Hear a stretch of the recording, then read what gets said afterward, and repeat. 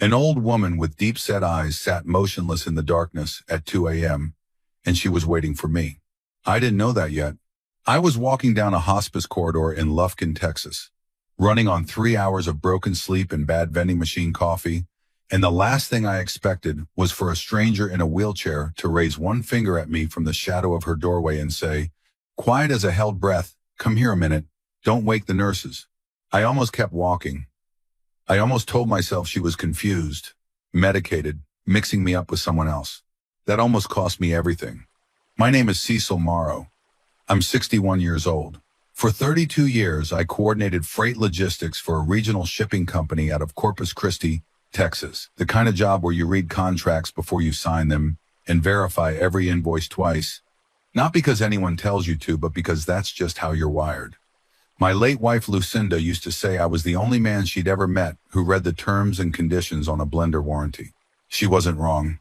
I tell you all of this because I want you to understand the kind of man I thought I was. A careful man. A man who didn't get fooled. And I want you to understand that careful men get fooled too, when the person doing the fooling is someone they love. A few things before I go further. Some names and details in this story have been changed to protect people who are still living and to honor people who aren't. But the heart of what happened is real.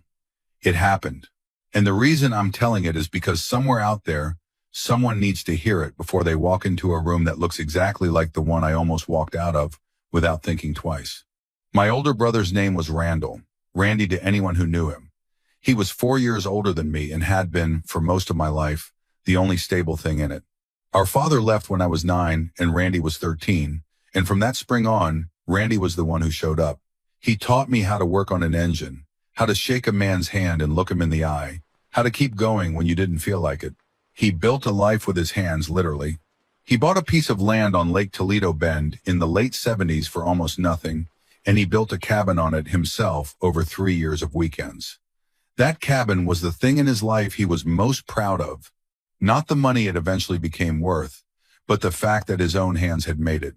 By the time I got the call, Randy had pancreatic cancer and maybe days left. I drove 6 hours from Corpus Christi to Lufkin on a Tuesday, and I barely remember packing. 2 shirts, a razor, a phone charger. I got to the hospice at dusk, and the woman at the front desk had the particular look that hospice workers develop: calm, practiced, something soft behind the eyes that comes from watching a lot of people say goodbye. She told me Randy had been asking for me. She also told me my nephew Preston was expected the following morning, flying in from Houston. Randy was barely 90 pounds when I walked into his room. His hands shook when he reached for me, but his mind was there, sharp and present behind the exhaustion. And the first thing he said when I got close enough was, "Preston been here yet?" I told him no, not until morning. He nodded, but he didn't look relieved. He looked like a man still waiting for something he wasn't sure he wanted to arrive. I didn't understand that look then. I should have. Across the hall from Randy's room was a woman I'll call Mrs. Caldwell. I learned her first name later, Ruth. She was in her mid-70s, stage 4, something I never asked about, and in the 4 days I spent at that hospice, I never saw a single visitor come for her. Once a day, she'd sit in the common room doing a crossword puzzle in pen, which told me everything I needed to know about her confidence in herself. I said hello the first afternoon. She nodded back, politely, said nothing more. The second day, I brought her a muffin from the family kitchen. She said thank you, and that was all. I felt sorry for her in the way you feel sorry for anyone facing something enormous and facing it alone. The third night, something shifted. I'd been sitting beside Randy for hours, holding his hand while the oxygen concentrator clicked and the dark pressed flat against the window. Around midnight, I stepped out to clear my head. As I passed Mrs. Caldwell's room, I saw her light was on low and she was sitting up awake. She looked directly at me. She said, flat and calm, "Your brother's been talking in his sleep." I stopped. She said, "The nurses come and go, but I hear through the wall. He keeps saying he should have changed the will, over and over, like he's trying to remind himself of something he can't hold on to anymore." I thanked her and told myself she was a lonely woman, filling the silence with what she heard through the walls. I went back to Randy's room and sat in the dark and dismissed it. And then came the second night, the one that mattered. Past 2 in the morning, I just stepped into the corridor while the night nurse changed Randy's IV line. I was walking toward the vending machine when I saw Mrs. Caldwell's door open. She was in her wheelchair right in the center of the doorway, still as stone, watching the hall. She raised one finger at me, not a wave. A beckoning, the kind that means come here, quietly. I pulled the visitor's chair over and sat down across from her. The lamp was low. Her eyes were pale gray and very clear, and she looked at me for a long moment before she said anything. Your nephew gets in tomorrow, she said. I said yes. Your brother told a nurse last night when he was half out of his mind. He said the boy was coming and he was afraid of what the boy was going to do. He said it 3 times. I felt something cold drop through my chest. I had a son, she said, quiet, even. He's the reason I'm in here alone. Whatever your nephew tells you when he gets here, don't believe it. Don't sign anything he puts in front of you. Drive home tonight if you still can. I want to tell you what I did with that. I thanked her. I told her I was sorry about her son. And then I walked back to my brother's room and I sat in the dark and I told myself she was a sad woman who'd been hurt by her own family and was casting that shadow onto mine. Preston was my nephew. I'd been at his christening. I'd taken him fishing on Toledo Bend when he was 8 years old, and he'd laughed so hard he nearly fell out of the boat. I dismissed her. That was my first mistake. Preston arrived at 11 the next morning in a pressed charcoal blazer, hair neat, smile right on time. He hugged me before he even crossed to his father's bedside. He smelled like aftershave and airport coffee, and he held the hug 1 beat longer than it needed to go. I noticed that. I filed it under nothing. He sat with Randy for maybe 10 minutes, said the right things, held his father's hand, kept his voice low and easy. At one point, Randy turned and looked at me over Preston's shoulder, his mouth open like he was trying to say something and then closed again without a sound. Just his eyes on mine, wet and tired and full of something he couldn't get out. I'll carry that moment the rest of my life. After about an hour, Preston touched my arm. Uncle Cecil, can we step down to the cafeteria? I want to talk about the arrangements. We sat across from each other at a laminate table under fluorescent light. Preston put his hands flat on the surface, completely flat, like a man setting down cards, and he said, Dad's been worried about the lake property, the Toledo Bend cabin. Randy had built it with his own hands. It sat on 2 lakefront acres and was worth somewhere near $800,000 by any honest estimate. Randy had lived in it alone since his wife Marguerite passed in 2017. Preston said, he wants me to handle the transfer. The thing is, Uncle Cecil, he's not going to make it through the week. Doctor told me this morning, 48 hours, maybe less. There's paperwork that needs his signature while he can still hold a pen. Otherwise, it all goes to probate, and you know how that goes. 2 years of lawyers eating half the value. I did know how that went. I'd watched a friend of mine lose 1/3 of his mother's estate to legal fees after she passed without proper documents in place. Preston said, Dad asked me to draft a quitclaim deed.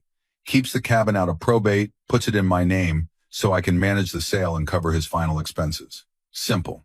We've got a notary coming in this afternoon. We just need you there as the witness, Uncle Cecil. That's all. He looked at me with the calm of a man explaining a grocery list, like none of this was anything but ordinary. I said, what about your sister? Preston has a sister, Dina. She teaches at a community college outside Beaumont, 2 kids, quiet life. She and Preston have never been close, and I hadn't seen her in 4 years. Preston said, Dina's not in the will for the cabin. That's always been the arrangement. Dad and Mom set it up years ago. She gets the life insurance and the savings. The cabin was always mine to handle. This is just paperwork. I said I'd like to see the documents before the notary arrived. His smile stayed exactly the same. But something behind his eyes did a small, quiet thing. Like a door swinging shut in the back of a house you thought you knew. He said, of course, Uncle Cecil. Whatever makes you comfortable. And that was when Ruth Caldwell's voice came back to me like a cold hand on my shoulder. I went upstairs. I sat beside Randy. I watched him sleep and I thought about his hands when they were strong. About the first wall of that cabin going up and him calling me from a payphone to say he was proud and he needed to tell someone. I thought about my nephew's face when I'd asked to see the paperwork. The smile that stayed while something behind it went somewhere else entirely. Around 4 that afternoon, a man in a brown suit appeared in the hallway with a leather briefcase. Notary. Preston came out of Randy's room smiling, shook the man's hand like an old acquaintance, and the two of them moved toward the door together. I stood up. I said, "I'm coming in." Preston said, "Of course, come on in. We just need your signature as the witness." The notary had a stack of documents spread across the adjustable tray over Randy's bed. Randy was awake but drifting, his eyes tracking between me and Preston slowly, like a man trying to locate himself in a room he half recognized. I asked to see the papers. The notary handed me the top sheet. Quitclaim deed, transferring the Toledo Bend property to Preston Morrow. That part was exactly what Preston had described. But underneath it was a second document, and underneath that, a third. The second was a durable power of attorney making Preston the sole agent over all of Randall Morrow's financial affairs, effective immediately. The third was an assignment of beneficiary on a life insurance policy, a union policy through Randy's old carpenter's local, worth $420,000. The beneficiary line had been freshly typed with Preston's name, and just barely visible in the carbon copy underneath faint but legible was Dana's name. The one that had been there before, 3 documents, stacked in order. In a room where my brother was dying, I stood there and I felt the air change. Something quiet and cold moved through me. I thought, this is what it looks like. This is what it looks like when someone has been waiting a long time and has decided this is the last chance. I said, "Preston, what are these other 2? He said, "Protective measures, Uncle Cecil. In case Dad's situation changes quickly and someone needs to act on his behalf." I said, "He's dying in 48 hours. His situation isn't going to change in a direction that requires a power of attorney." Preston said, "Uncle Cecil, please." I said, "Why is Dana's name replaced on the life insurance?" He said, "Dina agreed to that." I said, "Did she?" That door behind his eyes swung shut again. The notary was looking back and forth between us, with the expression of a man rapidly revising his understanding of what kind of afternoon he'd walked into. I said I needed a moment alone with my brother and my nephew. The notary stepped out. I closed the door. I turned around and looked at Preston and I said very quietly, "Call your sister right now. Speakerphone." He said, "Uncle Cecil, you're exhausted. You've been here too long. You're not thinking straight." I said, "Call her or I will." He didn't move. I took out my phone. Found Dina's number 4 years since I'd used it, still right there in my contacts, and she picked up on the second ring. I put her on speaker. I said, "Dina, it's Uncle Cecil. I'm at the hospice with your father and your brother and a notary. Did you agree to be removed as the beneficiary on your father's union life insurance policy?" There was a silence. The kind of silence that takes a moment to fill because the person on the other end needs to be certain they heard you correctly.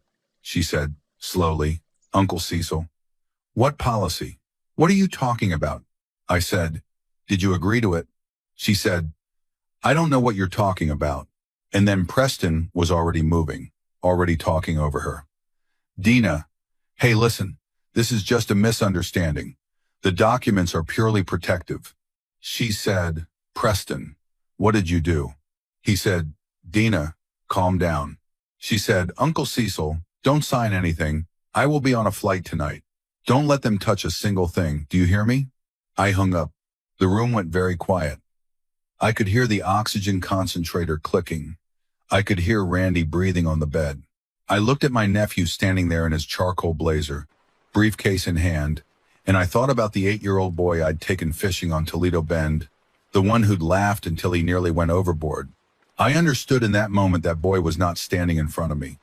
There was someone else looking out of Preston's eyes. Someone calculating. Someone who was already, even now, thinking about what came next. He said, "You don't understand the financial situation here. Dad owes me. Years of me covering things, sending money, taking care of problems nobody else was willing to touch. I deserve something back for that." I said, "Get out of this room." He picked up his briefcase. He gathered the 3 documents off the tray. He walked out without another word.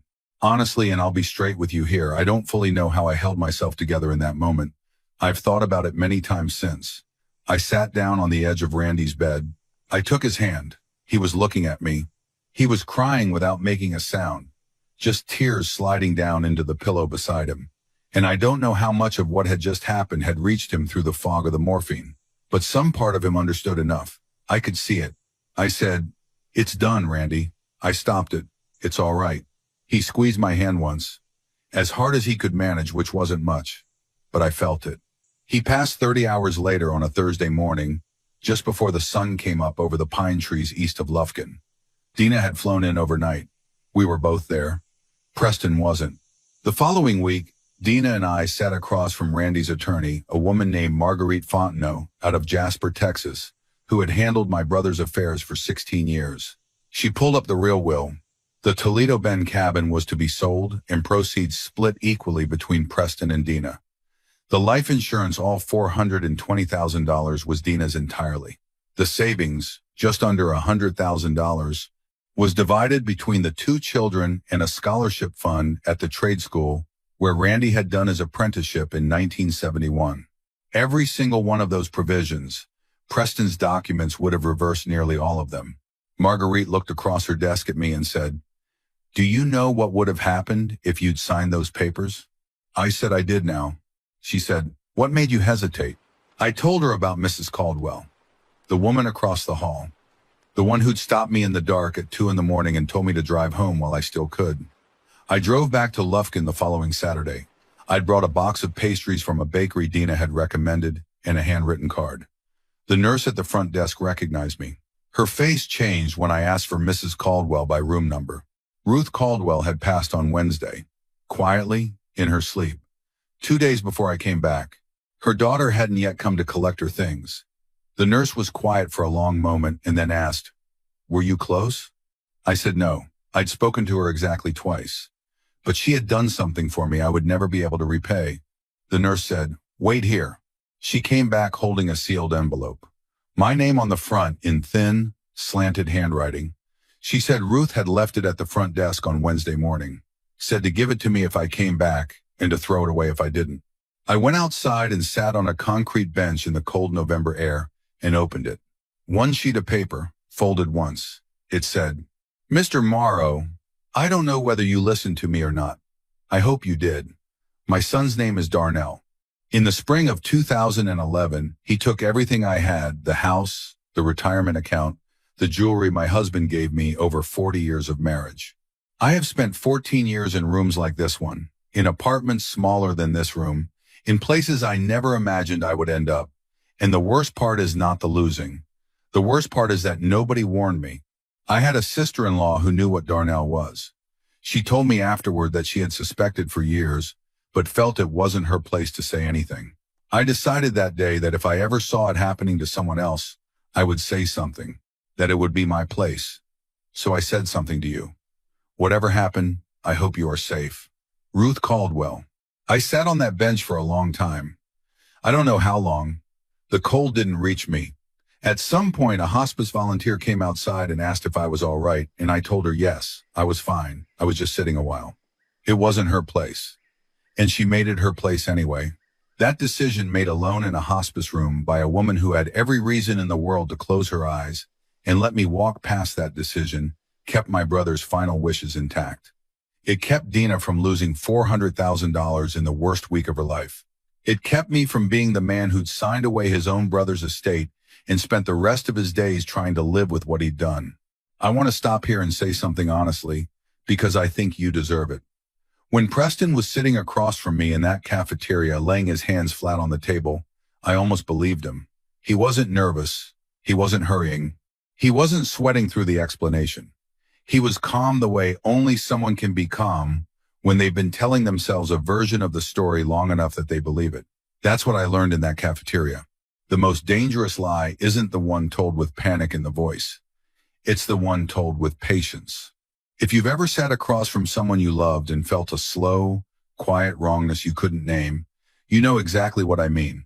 You file it under nothing, the way I filed that hug. You tell yourself you're tired or suspicious or reading things in.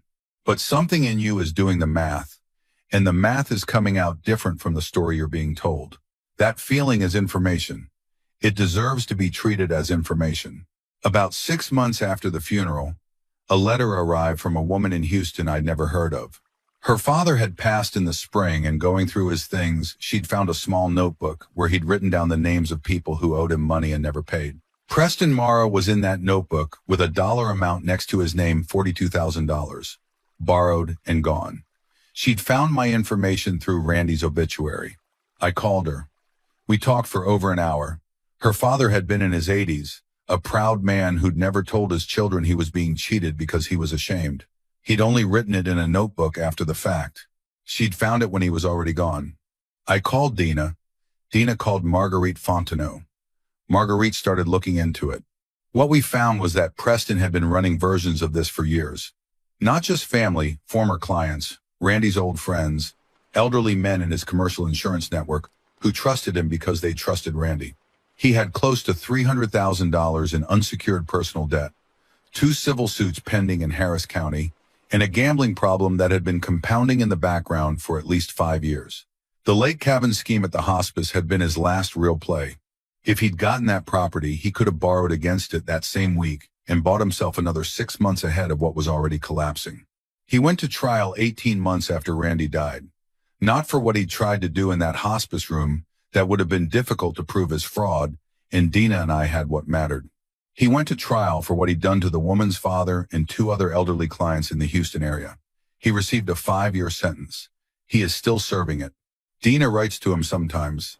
I haven't. His daughter, my great niece, 11 years old, now lives with her mother and Katie.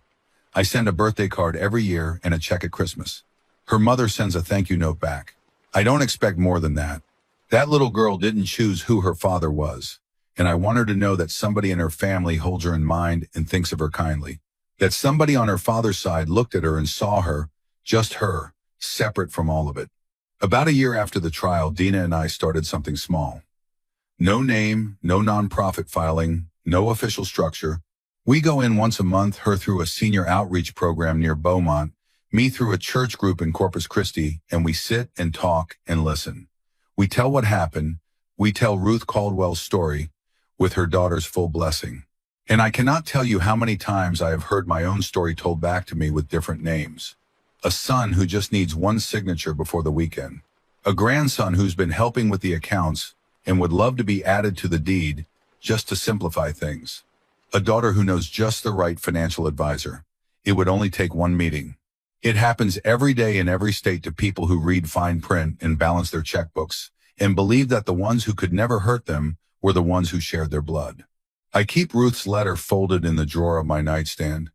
I take it out sometimes and read it. I think about how easy it would have been for her to let me walk past that night. She was dying. She had been devastated by her own family. She had every reason in the world to close her eyes and rest in the time she had left. And she didn't. She spent her last energy on a stranger she'd talked to exactly twice. She saved my brother's last wishes. She saved my niece's inheritance. She saved me from being the man I would have had to be afterward, and that man would have been very hard to live inside. So let me say to you now, directly, whoever you are and wherever you're listening from, if something in your family has been gnawing at you, some arrangement that moved too fast, some document you were told not to worry about reading, some deadline that appeared out of nowhere, trust that feeling. Look at it. Name it out loud to someone who has nothing to gain. The cost of being wrong is a little awkwardness, maybe a bruised relationship for a few weeks. The cost of being right and saying nothing is somebody's whole life, somebody's life's work, somebody's last wishes, the ones they made when they still could. Here's the one thing I'll ask you to do today if you take anything from this. If someone is pushing you to sign something before the notary leaves, before your mother wakes up, before the attorney's office closes, slow down. Take a photograph of every page. Call one person who has absolutely nothing to gain from the outcome. One person. That's all. The people who love you will wait an afternoon. The people who don't, won't. And if you are seeing something in someone else's situation right now that doesn't look right, something you've been telling yourself is none of your business, it might be exactly your business. It might be the only business that matters this week. I drive past that hospice sometimes when I'm up in East Texas visiting Dana and the kids. Ruth Caldwell's room faces the road. I look up at that window every time. I never really knew her. We talked twice. She gave me one letter written in thin, shaky handwriting on a single sheet of paper. But she is family to me in a way some of my actual family never was. Family is not just who shows up, it's who tells you the truth when telling the truth costs them something. In Ruth's case, it cost her the last energy she had. I hope you have someone like that in your life, and if you don't, I hope you can be that for somebody. Drop a comment below. Just type 1 if you think I did the right thing by slowing down before I signed anything. Type 2 if you think I was wrong to doubt my nephew, or type 3 if you've been in a room like that one and you know exactly what I'm describing. I read every single one. Also, tell me where you're watching from and what time it is there. I find that more comforting than I can explain. And if someone in your life has ever been your Ruth Caldwell, the person who said the hard thing when nobody else would tell me about them below, I genuinely like to hear. If this story meant something to you, stay with this channel. New stories go up every week, and every one of them is told because somebody needed it told. Thank you for being here with me tonight. Take care of yourselves out there. And listen to the strangers in the hallway. Sometimes they're the only ones telling you the truth. This is a fictional story inspired by real emotional experiences, fully rewritten and reimagined in Houston, Texas, to create original content. Any resemblance to real people or events is entirely coincidental.